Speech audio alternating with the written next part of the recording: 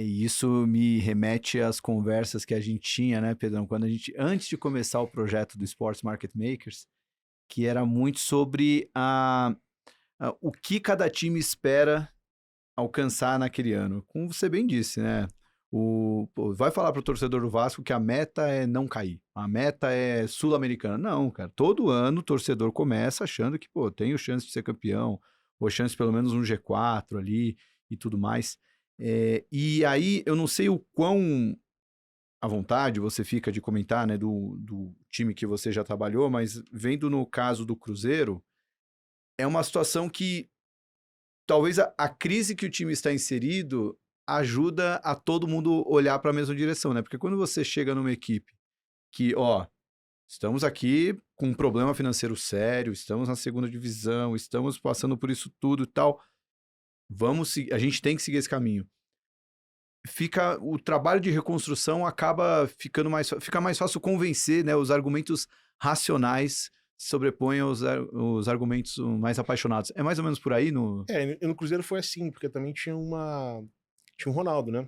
Uhum. Que é um nome muito forte e a gente. É o Ronaldo que tá comprando, não é um outro investidor, é um cara que entende futebol, foi um dos maiores jogadores da história. Então isso ajudou muito. Conexão com o time, né? E no caso do Cruzeiro especificamente, se o Ronaldo ou outro investidor não tivesse entrado, o Cruzeiro estaria jogando a Série D hoje, eu não tenho dúvida disso. Né? Então quem conhecia a situação um pouco por dentro, foi muito fácil criar. Muito fácil. Pois que a gente fez, é fácil falar. Talvez tenha sido mais óbvio fazer isso, porque o clube ia quebrar, não tinha mais jeito. Tinha reportagem no Fantástico falando sobre roubo, 3 anos na Série B, quase tinha caído no ano anterior. Uhum. Então fica muito mais claro. Mas quando o negócio está mais ou menos, é muito mais difícil você criar esse narrativa, porque as pessoas acham que ainda tem esperança, né? Mas o resultado em campo, quando está mais ou menos, às vezes ele não reflete o resultado financeiro ou o nível de saudabilidade financeira, né? Porque se o resultado em campo ele vai ficando mais ou menos, mais ou menos, mais ou menos, a saudabilidade financeira ela vai despencando. Porque você tem menos premiação, menos bilheteria, menos sócio-torcedor. Então, uma coisa é o que está acontecendo em campo, que a torcida está vendo, que o grande público está vendo. Mas, por lado de dentro, o caixa, ele provavelmente vai declinando, né? E o que eu falo é que as coisas só mudam no futebol brasileiro, infelizmente, na dor. Por Uhum. visão, por melhoria de produto, vamos fazer algo juntos. É muito difícil de acontecer. Sempre tem que ter dinheiro por trás. Não dinheiro de sacanagem, dinheiro para os clubes mesmo, né? Uhum. Para pagar as contas. As coisas só acontecem quando você coloca dinheiro novo.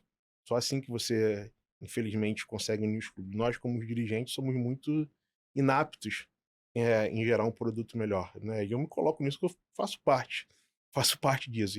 A gente precisa melhorar, a gente precisa se juntar para fazer um produto melhor, para ter mais fair play financeiro, para ter um futebol mais competitivo, né? A gente poderia ser o maior futebol do mundo, não tenho a menor dúvida. A gente tem torcida, a gente tem gente apaixonada, a gente tem os insumos que são bons jogadores, a gente tem centenas de estádios pelo Brasil, poderia ser muito, muito maior em relação ao que a gente olha lá fora. Infelizmente não é, porque a gente não consegue se unir. Futebol você não faz um time só.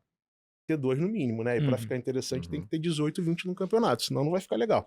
Então, esse que é a grande tristeza, a grande mágoa da gente não conseguir fazer isso, né? Só que as pessoas estão percebendo, só que é um processo de mudança de cultura e até reflete um pouco a nossa sociedade como o Brasil, né?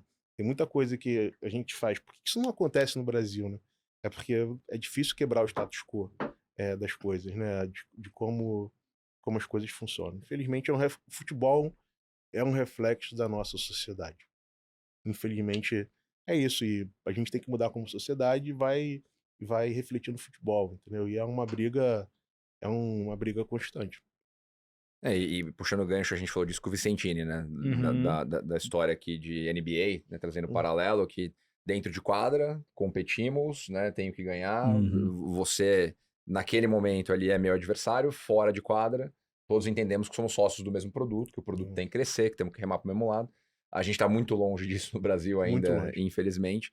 Mas a gente sabe como a coisa funciona lá fora, né? A gente tem uma É, receita de bolo para correr nessa é, direção, né? Existe muito, muito clubismo por parte dos dirigentes, por parte da torcida, que talvez tenha que ter clubismo mesmo, mas a torcida, ela, e como existem muitas empresas no modelo associativo ou SAFs, que ainda tem um modelo muito próximo do associativo, a torcida coloca muita pressão nesse processo. Então, se você não toma decisões populares, o dirigente pode cair, né? Então ele age muito parecido com um político e ele não pode tomar decisões de longo prazo. Existe um conflito intrínseco nisso, né? A gente tem que ter coragem para mudar isso e talvez educar o torcedor, falar assim, cara, se você quer um negócio melhor, se você quer um futebol melhor, se você quer ir pro estádio e não ter briga, não tomar porrada da polícia, quer poder levar seu filho pequeno para você compartilhar a paixão que você tem com ele, a gente precisa melhorar o produto e precisa tomar decisões impopulares, né? Não é para trazer jogador. E a torcida, como é uma forma de extravasar, né, do brasileiro, de ir pro estádio, de xingar, gritar, torcer, se emocionar, é, tudo isso é uma alegria de curto prazo, né? Só que a gente que tá atrás, a gente pensa em futebol 24 horas por dia e como melhorar, né? Então, resolver esse conflito realmente é muito difícil. Eu acho que é algo cultural, né? Não é só futebol, é o Brasil como sociedade. Profundo. Muito profundo. Rafael, eu Obrigado. queria só voltar um pouquinho na parte do Cruzeiro. Você falou agora há pouco que talvez se vocês não tivessem chego lá, o Cruzeiro hoje estaria jogando... A gente ou qualquer outro investidor, Tá, não somos salvadores da pátria. Ok, É a situação do clube, É, né? a situação do clube, Perfeito. É. Então, se não tivesse investidor, talvez o Cruzeiro tivesse hoje na Série D. Até para colocar aí pingo nos is, vocês chegaram no Cruzeiro no final de 21, né, que o Ronaldo fez a compra. O Cruzeiro ficou 3 anos antes na Série B. Ele cai em 19. Eu tenho até anotado aqui, em 2020 ele joga a Série B. Ele termina em 11º, né, então bem longe de conseguir o acesso. Em 2021 foi pior ainda, ele terminou em 14º.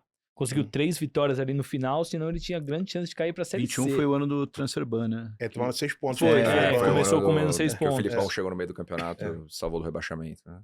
E aí Quem você... salvou foi o Foi o Luxemburgo. Luxemburgo que veio depois, né? O Luxemburgo, pô, Luxemburgo. fechou. Bom, é isso que falam que o Luxemburgo salvou, mas quem era o técnico do final era o Luxemburgo. E aí em 2022, logo que a gestão Ronaldo chega, o Cruzeiro já consegue o acesso, né? Campeão da Série B e consegue o acesso. Mas quando você chegou lá, você que não era do meio do futebol, você chega lá no Cruzeiro em 2022, voltando aí 2 anos e um pouquinho atrás. Como que era a situação do Cruzeiro? Assim, você chegou dia 1, o que era?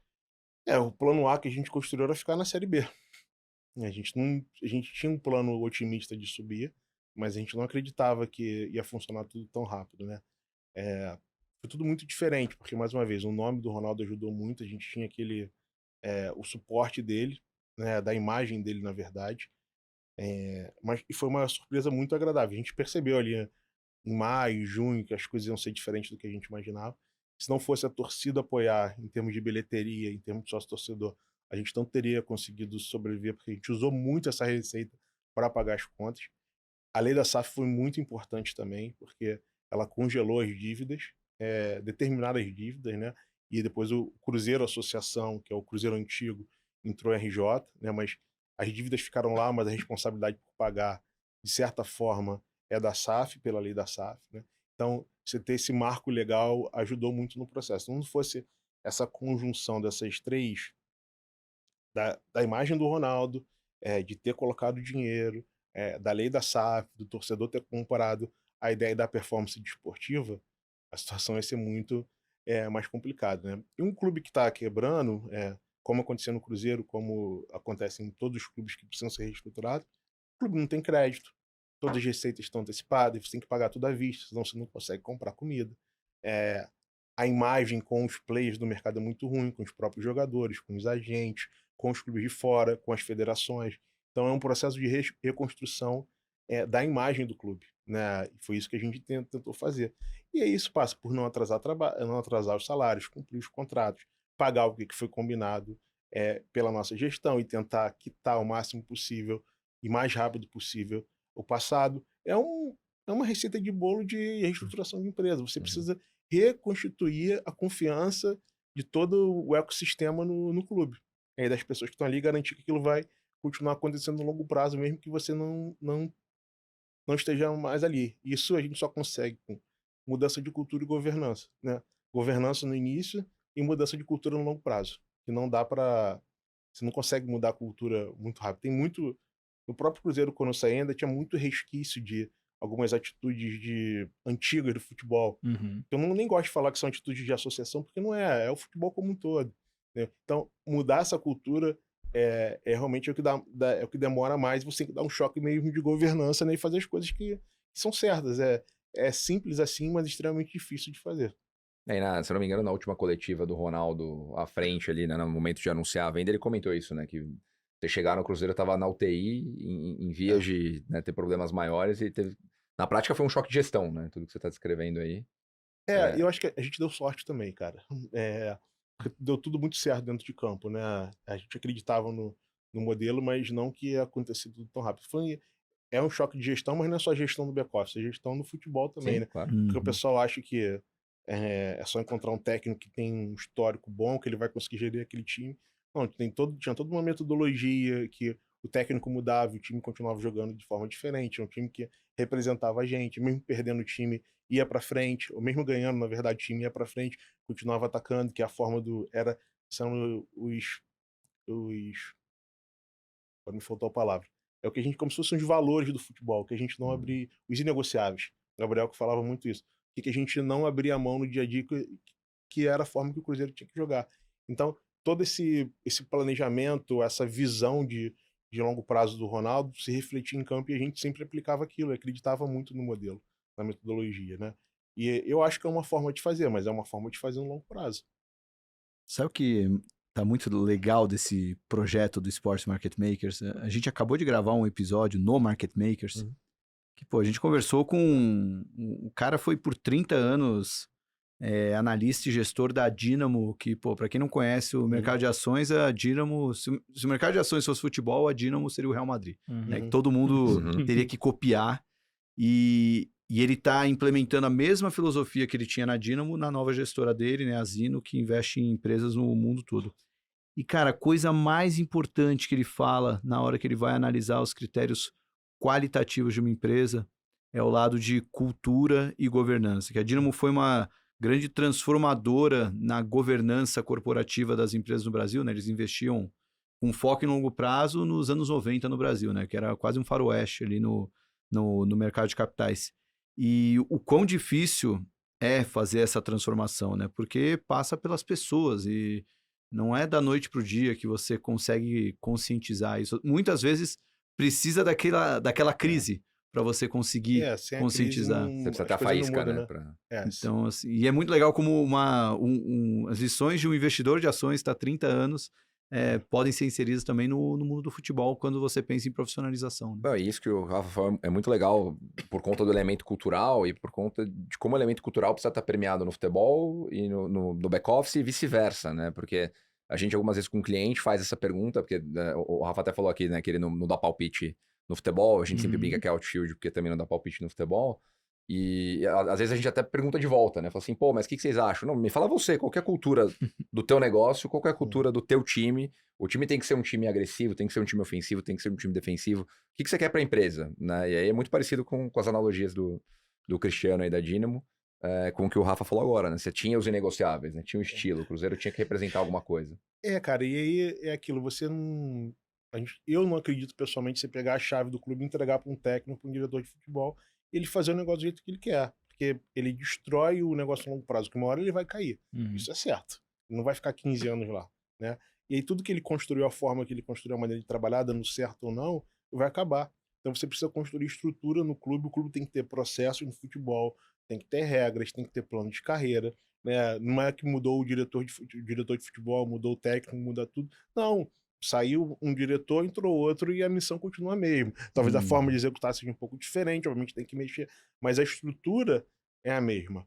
Né? Por exemplo, você vai ter. A gente acredita nessa estrutura, nessa metodologia fisiológica. É assim que o clube trabalha. O técnico tem que se adaptar àquilo. E não o clube se adaptar ao técnico. Porque senão você não tem continuidade. E existe um problema de continuidade na gestão, mas também não é muito falado a continuidade no futebol. Porque se você entrega a chave na mão de algum profissional, por melhor que ele seja, não vai ter continuidade. Porque você não cria processos institucionais e são processos daquele técnico. Isso é muito pouco falado, mas é muito importante também, e também é muito difícil, é mais difícil ainda construir essa cultura no futebol do que no back-office, porque paixão, os caras fizeram isso, dão certo, né? Você está falando com pessoas que são estrelas, né? Então é muito difícil mudar essa cultura e fazer todo mundo olhar pro longo prazo. Mas para mim isso é esse inegociável para o sucesso no longo prazo.